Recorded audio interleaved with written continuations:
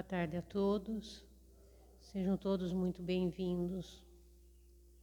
Vamos fechando os nossos olhos, nos preparando para a lição da tarde de hoje, aproveitando esse momento de reflexão, de oração. Vamos elevando os nossos pensamentos para o alto maior, nos conectando com Maria, nossa mãe, pedindo a ela que neste momento, com seu manto sagrado, abençoe todas as correntes espirituais que já se encontram nesta casa, abençoando a todos os irmãozinhos desencarnados que estão aqui em busca de socorro, em busca de ajuda.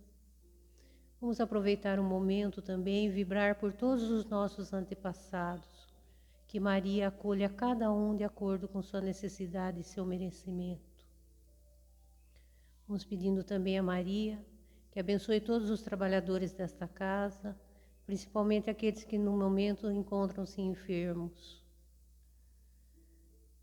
Vamos pedindo a Maria também, amorosamente, que cuide das nossas casas, dos nossos entes queridos, dos nossos amigos e dos nossos supostos inimigos. Que abra também, Maria, o seu manto de luz sobre o planeta Terra, principalmente sobre aqueles que se encontram em guerra, aquelas crianças famintas lutando por um prato de comida, por aquelas mães que acabaram de perder seus filhos nessa batalha. Pedimos também que envolvam os governantes para que desabrochem seus corações a luz da misericórdia, da paz, do amor, da humildade, que deixem a prepotência, que deixem o fanatismo, o egoísmo de lado e voltem os seus mandatos para cuidar dos necessitados, daqueles irmãos que necessitam tanto da nossa ajuda, da nossa oração, da nossa mão amiga. Que possamos, através do Evangelho de hoje, vibrar cada vez mais por esses irmãos queridos. E assim pedimos também, Maria, envolve a nossa irmã Rita nesse momento de ensinamento, nesse momento de prece, nesse momento de aprendizado, e possamos levar daqui essa sementinha de amor, essa sementinha de aprendizado, para que possamos dividir com aqueles que entendem um pouquinho menos que nós. Que assim seja. Gratidão.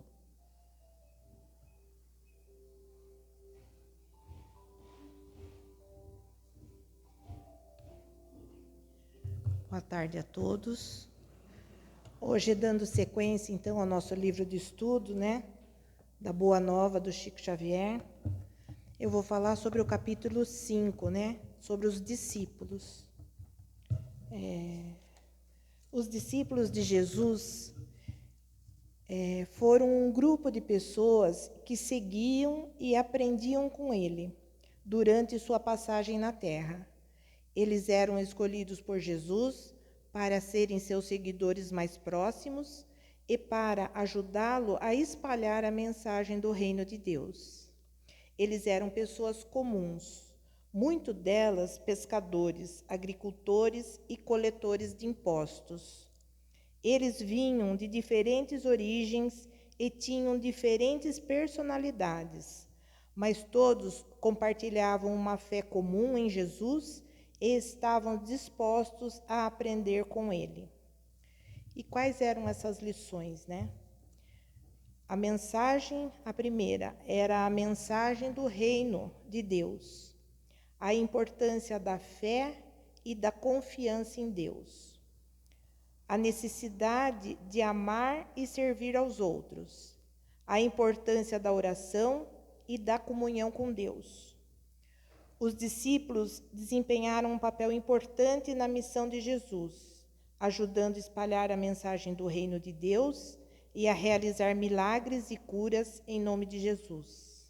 Após a morte e a ressurreição de Jesus, os discípulos continuaram a espalhar a mensagem de Jesus e estabelecer a igreja primitiva. A história dos discípulos é uma inspiração para os cristãos de hoje e nos lembra da importância da fé na comunidade e do serviço, né? Isso daí foi um resumo que eu fiz da primeira parte, para não ficar muito cansativo a leitura inteira do livro, né? Porque às vezes tem uns trechos meio complicadinhos.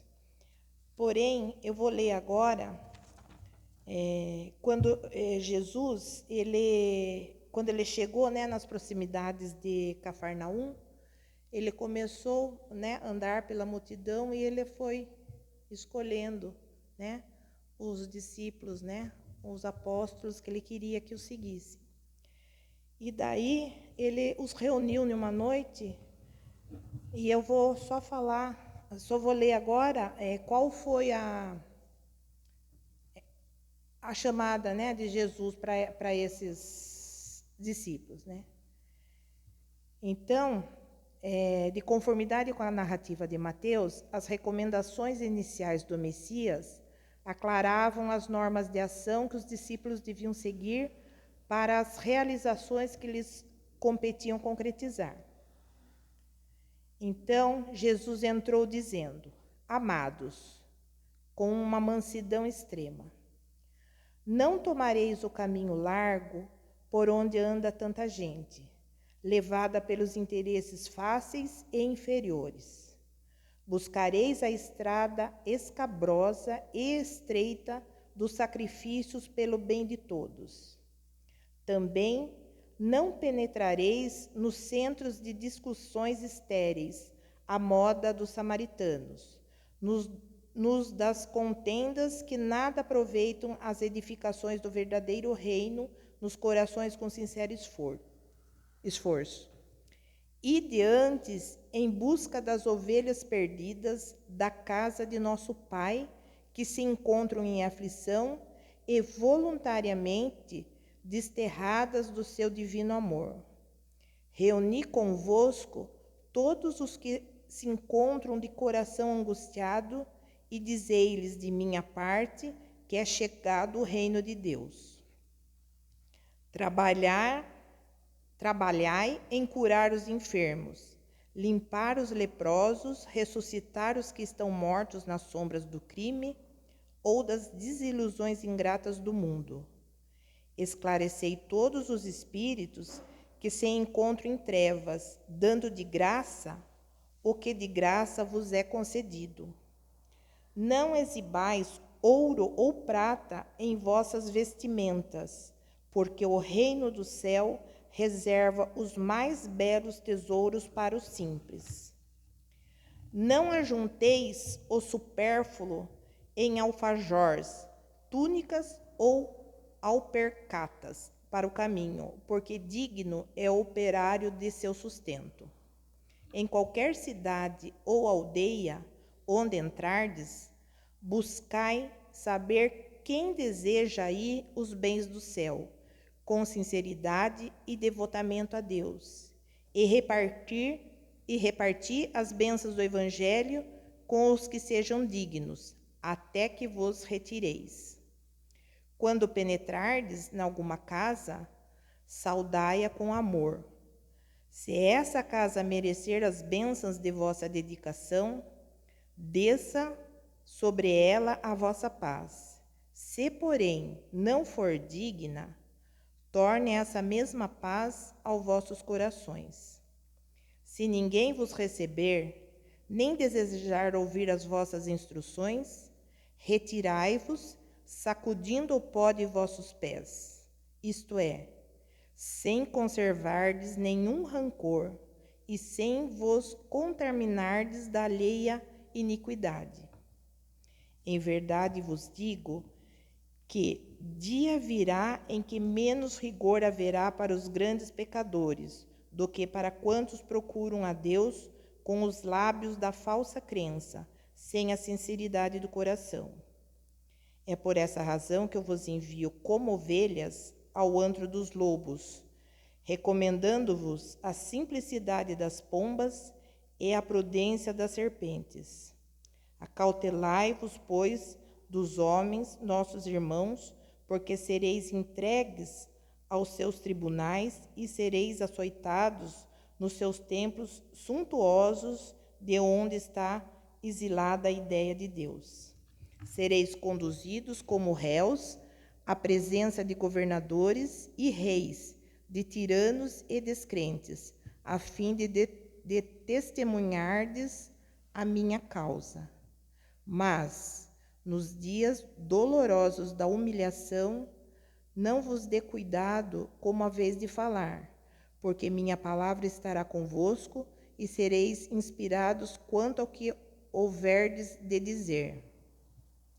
Porque não somos nós que falamos, o Espírito amoroso de nosso Pai é que fala em todos nós. Nesses dias de sombra, em que se lutará no mundo por meu nome, o irmão entregará à morte o próprio irmão, o pai os filhos, espalhando-se nos caminhos o rastro sinistro dos lobos da iniquidade. Os que me seguirem serão desprezados e odiados por minha causa, mas aquele que perseverar até o fim será salvo. Quando, pois, fordes perseguidos numa cidade, transportai-vos para outra, porque em verdade vos afirmo que jamais estarei nos caminhos humanos sem que vos acompanhe o meu pensamento. Se tendes de sofrer, considerai também que também vim à terra para dar o testemunho. E não é o discípulo mais do que o mestre, nem o servo mais que seu senhor. Se o adversário da luz vai reunir contra mim as tentações e as zombarias, o ridículo e a crueldade, o que não fará os meus discípulos?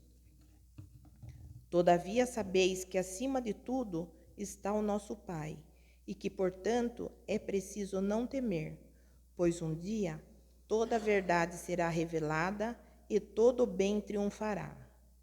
O que vos ensino em particular, difundi-o publicamente, porque o que agora escutais aos ouvidos será o objeto de vossas pregações de cima dos telhados. Trabalhai pelo reino de Deus e não temais os que matam o corpo, mas não podem aniquilar a alma. Temei antes os sentimentos malignos que mergulham o corpo e a alma no inferno da consciência. Não se vendem 2 passarinhos por um cetil? Entretanto, nenhum deles cai dos seus ninhos sem a vontade do nosso Pai. Até mesmo os cabelos de nossas cabeças estão contados. Não temais, pois, porque um homem vale mais que muitos passarinhos. Empregai-vos no amor do Evangelho, e qualquer de vós que me confessar diante dos homens, eu o confessarei igualmente diante do Pai que está nos céus. Então, este foi a conversa que Jesus teve para deixar bem claro para os discípulos, né, qual teria que ser a postura de cada um, caso eles aceitassem realmente seguir Jesus. E todos seguiram, né? Então, eu vou fazer um breve também resumo dos discípulos. Quem eram os discípulos, né? E como diz aqui no texto, né, Jesus tinha consciência e também deu a eles, né, informou a eles que eles seriam perseguidos. Assim como muitos deles foram mortos também, crucificados, né? Alguns foram esquartejados. Então, todos eles aceitaram, né? E isso nos mostra a fé que realmente eles tinham, a vontade que eles tiveram de despojar de tudo que eles tinham, de família, tudo para seguir Jesus, né? Então, os 12 apóstolos, o primeiro foi Simão Pedro, né? Ele era um pescador e ele foi um dos primeiros a ser chamado por Jesus. Ele era impossível, fervoroso e por vezes medroso. Foi o primeiro a reconhecer Jesus como Cristo, como Messias, né? Ele negou Jesus 3 vezes antes da crucificação, mas depois se arrependeu amargamente. Ele morreu martirizado em Roma, crucificado de cabeça para baixo a seu próprio pedido, por não se considerar digno de morrer da mesma forma que Jesus. São detalhes, né, que a maioria das pessoas às vezes não sabem. Eu, por exemplo, fui estudar isso, eu também não sabia, né? Depois André, também era um pescador, que era irmão de Pedro. E eles eram, primeiramente, discípulos de João Batista. Ele também foi o primeiro a encontrar Jesus e trouxe seu irmão Simão para conhecer Jesus, né? Ele também morreu crucificado em uma cruz em forma de X. O terceiro era Tiago, filho de Zebedeu, que Jesus chamava de Tiago maior porque tinham 2 Tiagos, né? Também era pescador, filho de Zebedeu e Salomé, irmão de João. Ele também tinha um temperamento impetuoso. E também ele foi o primeiro apóstolo a ser martirizado. Ele foi executado por Herodes 44 anos depois de Cristo. Depois vem João, filho de Zebedeu. Esse foi o único que morreu de causas naturais, morreu por velhice, né? Ele também era pescador e conhecido como o discípulo amado. Foi o único apóstolo a estar aos pés da cruz de Jesus e recebeu de Jesus a incumbência de cuidar de Maria, sua mãe. Ele morreu, já falei, né, que morreu de causas naturais. Depois tinha o Filipe. Ele também era de Betsaída e ele morreu também, possivelmente crucificado ou apedrejado. Depois tinha Bartolomeu, que a origem dele, ele era da Galileia. Ele era um verdadeiro israelita, né?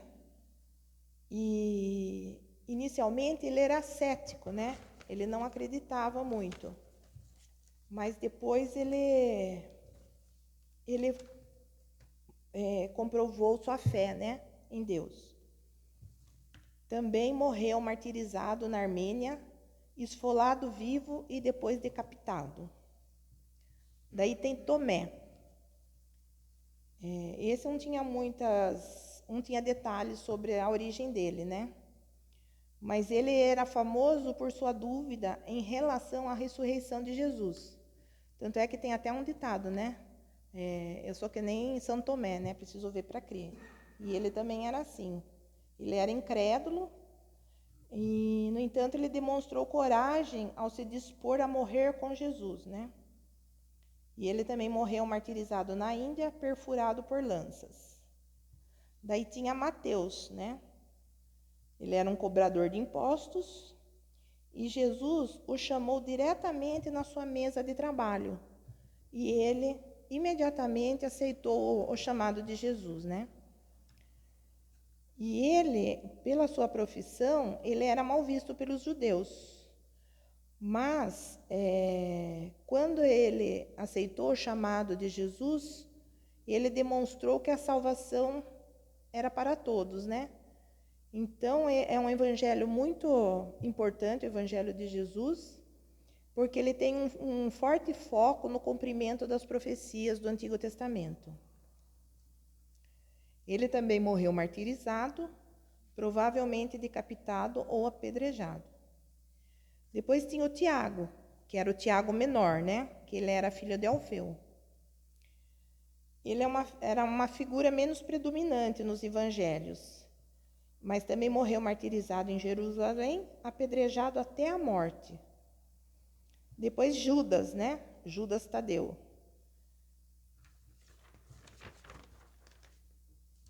Também não há um relato específico, né? Da onde ele...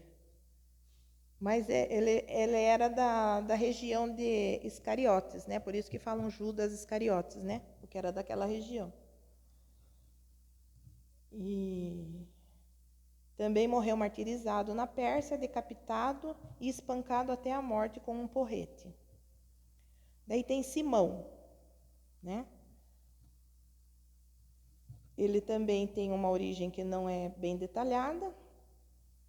E ele tinha um fervor político muito grande, que esse fervor político foi transformado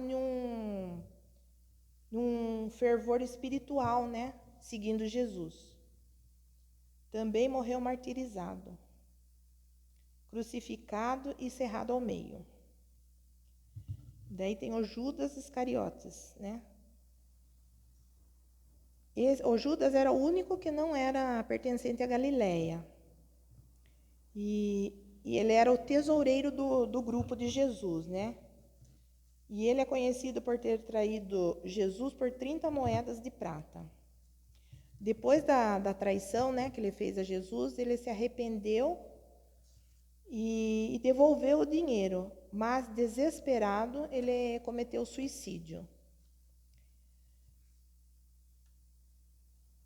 E depois que o Judas, né, se suicidou, o Matias foi escolhido para substituí-lo, né, no apostolado, para continuar o nome de 12 apóstolos. Então é isso.